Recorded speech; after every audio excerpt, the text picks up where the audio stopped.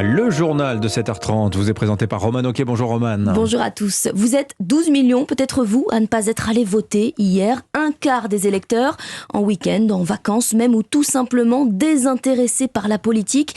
Le record d'abstention de 2002 n'a pas été atteint cette année, mais il se rapproche scrutin après scrutin.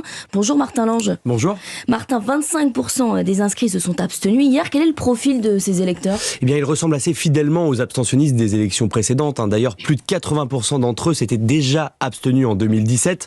Le profil type de l'abstentionniste est jeune, issu des classes populaires. Il vit dans une petite ville ou alors dans une très grande agglomération. Dans le détail, les femmes ont moins voté que les hommes. Surprenant aussi, ce sont les jeunes actifs, les 25-34 ans qui se sont le moins mobilisés devant les 18-24 ans. Au niveau des catégories socio-professionnelles, les ouvriers et les chômeurs sont ceux qui se sont le moins rendus aux urnes. Des franges de la population plutôt favorables à Marine Le Pen, selon les sondages. La candidate RN devrait donc tout tenter pour les mobiliser en vue du second tour.